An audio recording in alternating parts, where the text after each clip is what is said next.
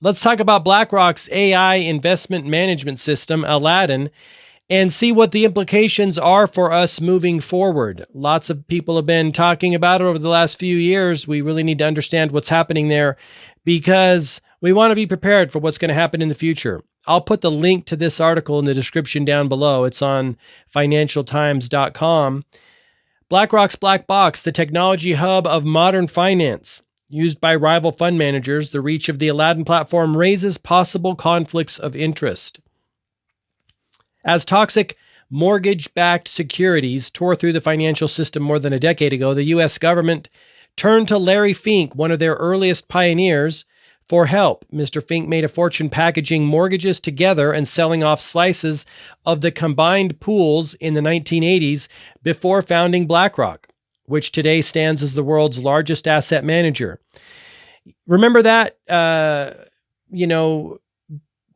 Wall Street has kind of hosed over the American people a couple different times. And of course, we bailed them out as Obama did. And I think Bush did too. I remember more specifically the '08 crash. But, I don't have I'm skeptical of anyone who comes off Wall Street with some kind of a, newfound thing to help us invest. It's sketchy at best.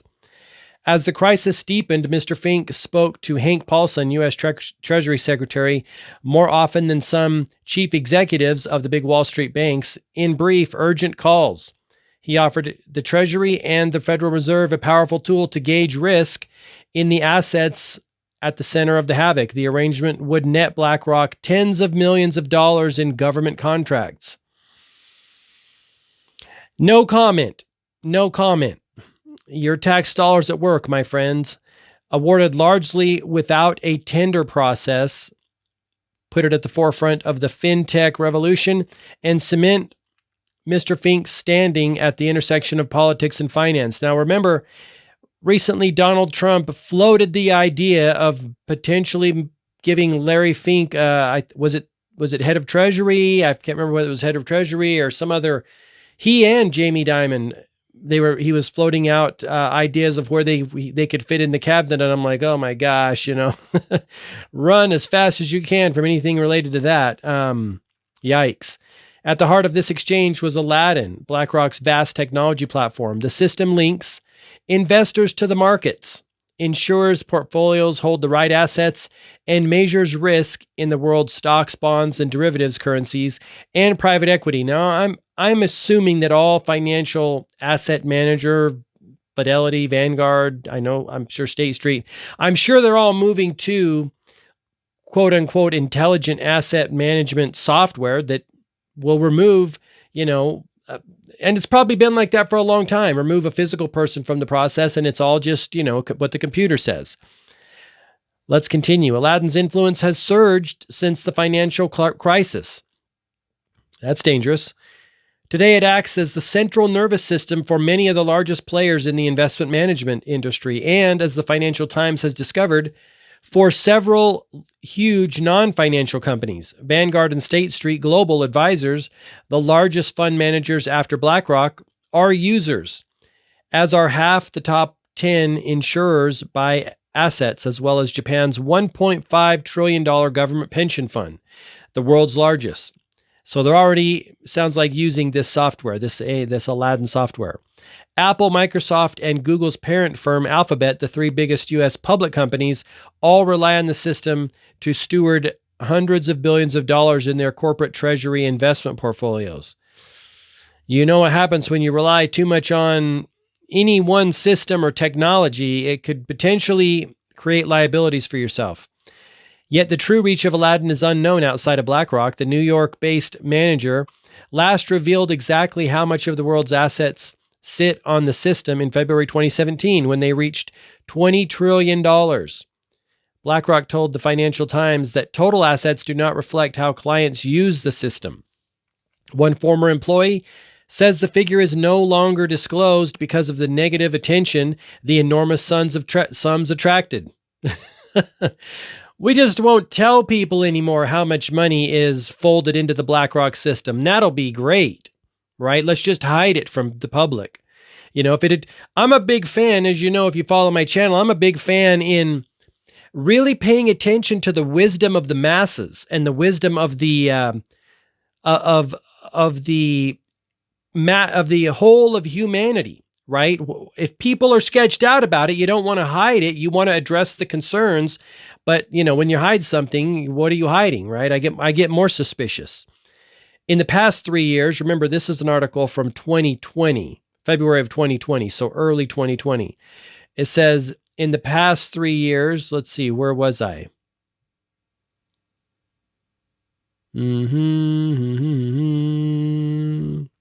Lost my space. There we go. Okay, billions of dollars. Where was that? World's assets sit. Okay. In the past 3 years, Aladdin has added scores of new clients. The stock market has gained a third in value, and the bond market is 13% larger. Today, 21.6 trillion sits on the platform from just a third of its 240 clients, according to public documents verified with the company and first-hand accounts. That figure alone is equivalent to 10% of global stocks and bonds. Aladdin has become a mainstay of the marketplace, says Peter Krause, chief executive of Aperture Investors and former head of Alliance Bernstein, the $600 billion investment group. It has a huge historic client base. Aladdin has fueled BlackRock's all-conquering rise by tightening its links with customers and diversifying its revenues. But the platform's success has opened up new challenges. Competitors are fast developing rival platforms that are taking some of its business.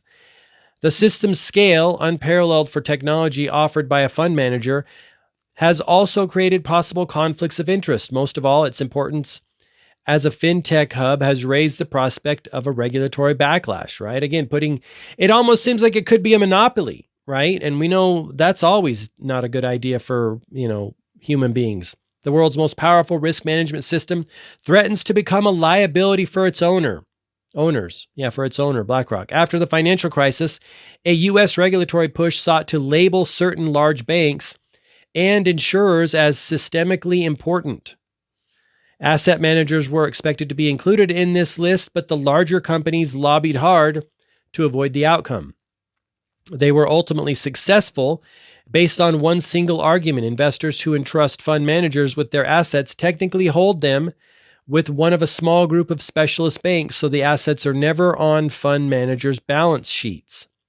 Platforms like Aladdin were not factored into the ruling, but as markets and investing became more reliant on technology and functions of these systems could play a role in future decisions.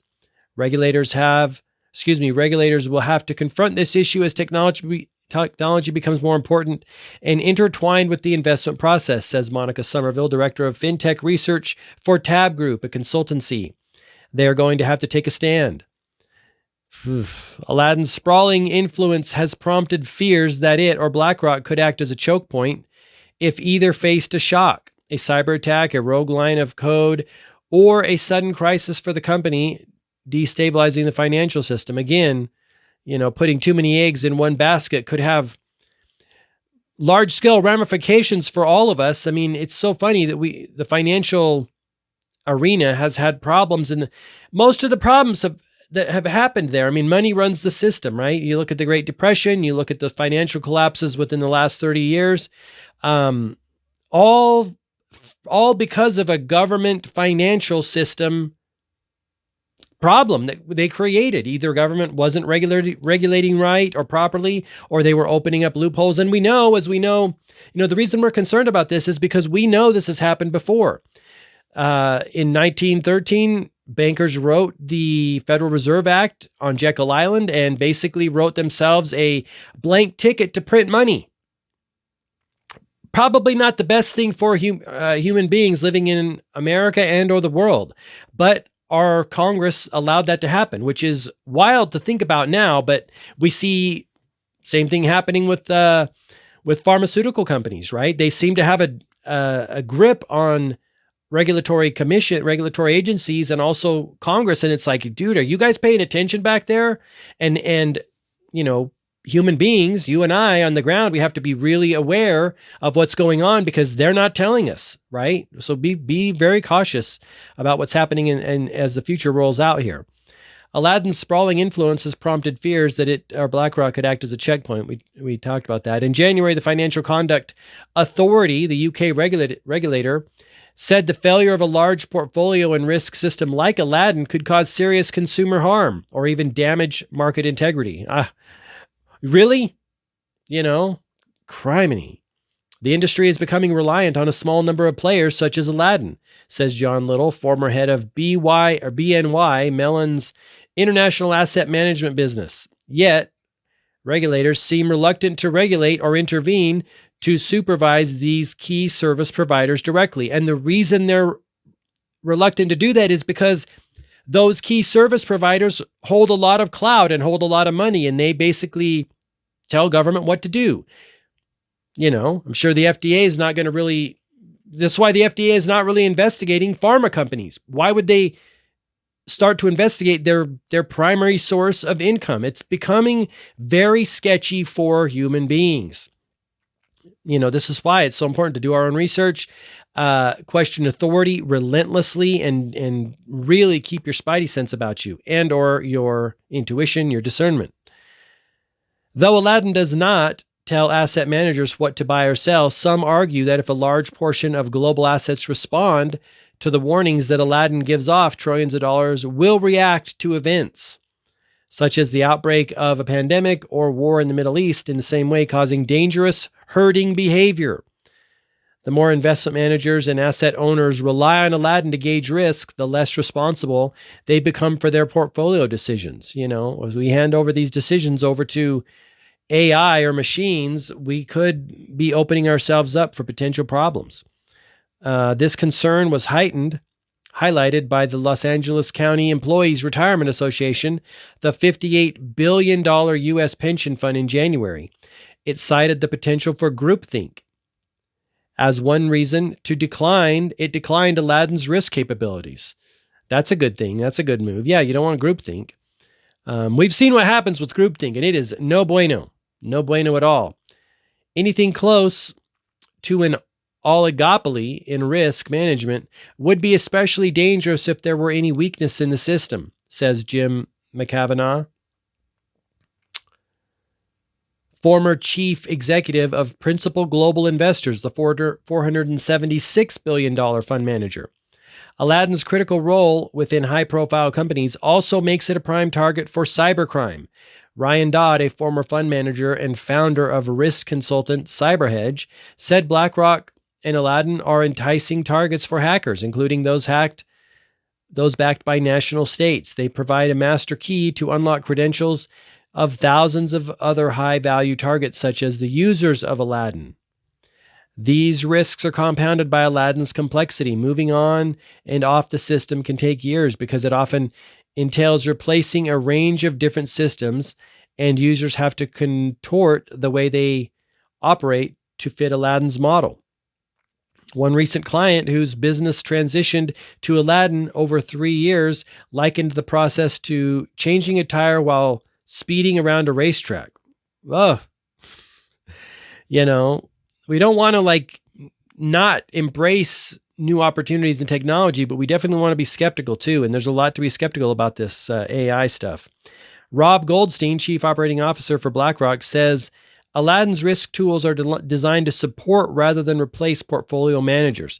I would say, for now maybe, but come on, we all know where tech is going. It's basically going to, on the far side, the potential downside of tech is it thinks for us. Right. And that's no bueno because we came here to think and act and do and be and create. And we do not want to hand over all of the best things God gave us to these machines. What's the point? Right. What is the point? I think there's going to be a huge backlash, and I think it's already happening. People are saying, you know what, this system is not really doing it for me. Right? I don't want to have someone think for me. I don't want to have, an expert tell me what to do. I'm going to think for myself. Come what may, be what may, good or bad. I think there's a huge backlash. I know that's where I'm at. I'm, doing everything I can to extricate myself from the system, to to all degrees. I don't want to be a part of it because I don't see a good future for humanity if we are, putting all of our eggs in this AI/machine learning basket. I don't see what the point is. The other day, I ran across I forget what it was saying, but it was something it was an artist, and she said, I don't want AI to do art for me. I want to do art. Now, AI can, do other things, the more mundane things for me, but I want to do my art. And you see so many people online, and I don't think about this either. I don't like this either. See so many people online, let's have AI write a book for you or write a landing page or create a website. And I'm like, what's the point of being human if you're not creating it yourself? Right? We've already given over so much to these machines, why give up your basic humanity, which is creating art and creating things in general? It's wild to me how people are like embracing. I don't want to read a book written by AI. I want to read a book written by a person. I don't watch those AI videos. I think they're silly. When you get these long compilations, it's good information, but there's no heart and soul to it. I'm not a fan. Ron Goldstein, Chief Operating Officer. Let's see. So he's talking about negating the idea that financial system was overly reliant on Aladdin. Even though it's a critical piece of infrastructure, there are many critical pieces of infrastructures that clients have in their inner workings, Mr. Goldstein says. We live in an incredibly competitive environment. We do. The scale of BlackRock's dominance in both the investment industry and in providing its plumbing has led to potential conflicts of interest. As the world's biggest asset manager, BlackRock is among the top shareholders of most listed companies globally, including many Aladdin clients. So, see, this is when you get this whole intermingling of companies and like, I own you, you own me, you buy my product, I own you. I mean, it's wild. BlackRock is the largest shareholder of Santander, for example, whose asset management unit joined the platform last year, and a major shareholder of HSBC and Credit Suisse. Other recent clients, this has drawn concern from rivals that BlackRock's influence over the companies as a major investor has helped convince them to choose Aladdin, an idea BlackRock rejects. In some cases, the potential conflicts are multi-layered. BlackRock is the third largest shareholder in Apple, giving it clout over the tech company's shareholder votes, while Sue Wagner, a co-founder of the fund manager, is a board member of both companies. See, this is what starts to get into what I'm more concerned with is the consolidation of wealth, power, and control in the hands of a very few. I really could care less about climate, CHANGE, about COVID. Those things are inconsequential to the bigger picture, which is the consolidation of money and power and assets into the hands of a very few. I call it the wealth transfer. A big amount of money was transferred during COVID times, and a lot of people were focused on COVID, and I look at it and I see, I really don't care about COVID. I care about the billions of dollars that got transferred again into the hands of a small group of people, but people were distracted. I feel COVID was one of the things that it was. I'm not saying it didn't exist, and I'm saying it wasn't real. I'm not saying anything like that. I'm saying on paper, after the dust has settled, it was a large distraction from some of the things that are going on behind the scenes and right in front of us. So that's where my level of concern is who's holding the wealth? And where is the wealth coming from? Because the last thing you want is for a small group of people to hold all the assets in the world and all the money and own, resources and natural resources and production. I mean, you can't orchestrate a bigger nightmare for humanity than something like that. And a lot of people are oblivious to it and or not worried about it. I'm like, yikes.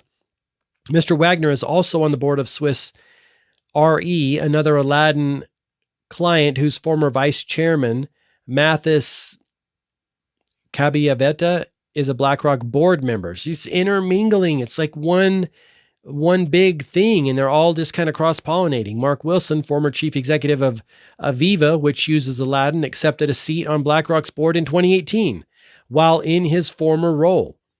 This decision angered the UK insurer's shareholders who worried it created a conflict of interest.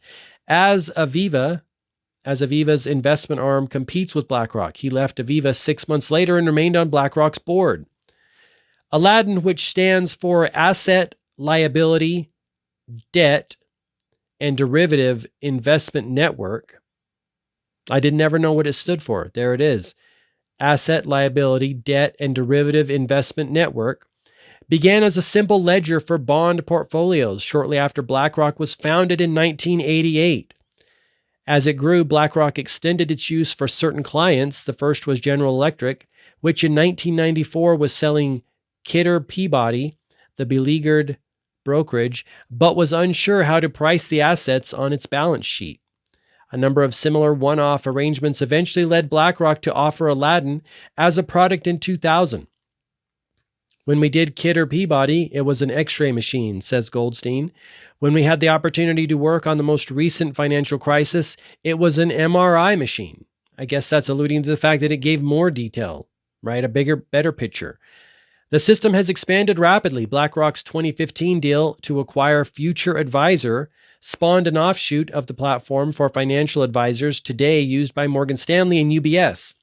BlackRock also offers a version of Aladdin for custody banks, including BNY Mellon, that safeguard assets managed by fund groups like BlackRock. Last year, BlackRock acquired eFront, a private equity tech platform, for $1.3 billion, expanding Aladdin's reach into less liquid assets. Powerful trends have buffeted Aladdin's rise. Investing has become more electronic and reliant on big data. As the tools that process the information have become more complex, investors, fund managers, and insurers have turned to larger platforms such as Aladdin to replace multiple specialized systems. Right? I mean, I guess if they build a better mousetrap, people are going to go flock to it. Aladdin's growth is reflected on BlackRock's balance sheet. Technology revenue, dominated by Aladdin, hit $974 million last year, just 7% of the company's total. But among the firm's fastest growing areas, analysts at Morgan Stanley predict this revenue will more than double in the next 6 years. Remember, this is from 2020, so by 2026. Mr. Fink has said he wants a third of BlackRock revenue to come from technology by 2022. This includes money from Aladdin, but also from fees from funds that clients select on the platform. The company offers discounts to institutions that invest in BlackRock funds and sign up to Aladdin. I mean, all of this is painting a very sketchy picture for me as too much power, man, too much power. Aladdin's income, locked up in steady multi-year contracts, diversified BlackRock's income away from the fees it charges on assets, which dip during a market downturn. It's the tech subscription model that investors love, says Kyle Sanders, an analyst at Edward Jones. It's not sensitive to the market. Aladdin's dominance has attracted heightened competition. State Street, which runs $3 trillion of assets, bought Charles River, a popular platform for fund managers, for $2.6 billion in 2018. It has since signed up 4 new clients, including Lazard Asset Management. Dimension, a platform for Copenhagen-based SimCorp, has also won a series of U.S. clients, including the World Bank, and has a stable of European users, such as the investment units of AXA and UBS. In January, MSCI, an analytics provider, paid $190 million for a minority stake in Burgess Group, which specializes in private asset data. The deal is a direct response to Aladdin's push beyond stocks and bonds. Remember, BlackRock and probably other investment firms have been buying up single-family homes. See, this is what my eyes on this. I mean, again, back to what the biggest problems facing humanity is Aladdin and is BlackRock using Aladdin and other technology going to gobble up all of the historical wealth creation vehicles for human beings? It's happening. It's literally happening. I'll probably talk about that in a different article, but I've read articles before about that on my channel. And also, talking about housing in general. Housing prices are far outpacing wages, and it's a major problem for Americans. And I'm starting to see globally as well, as Americans flee the West and throw off housing prices and rental prices in other parts of the world, specifically happening a lot in Mexico and Latin America. Driving out the native people there. We're really in a mess. And a lot of people still haven't fully grasped the bigger picture of what's going on. That's why we need to be really aware. So far, BlackRock has conceded little ground to competitors, despite some offering cheaper and more flexible terms. Just one big client has publicly defected so far, the Italian fund house Pioneer, when it was bought by Amundi, the $1.6 trillion French manager. We chose to have complete control over our software, says Yves Pierre, chief executive of Amundi, Europe's biggest investment group. I don't want to be dependent on a competitor.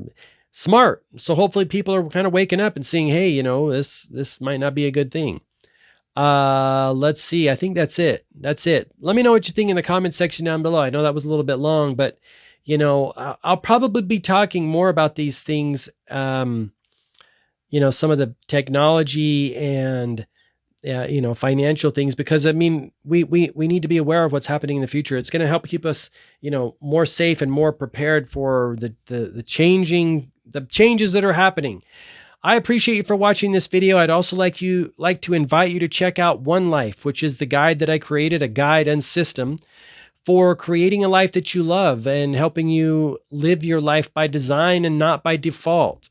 You can learn more at gmarkphillips.com/onelife or at thisismyonelife.com. I'll put links in the description down below. Have a great day. I appreciate you. And until next time, I wish you all the best health, wealth, and success. Bye-bye.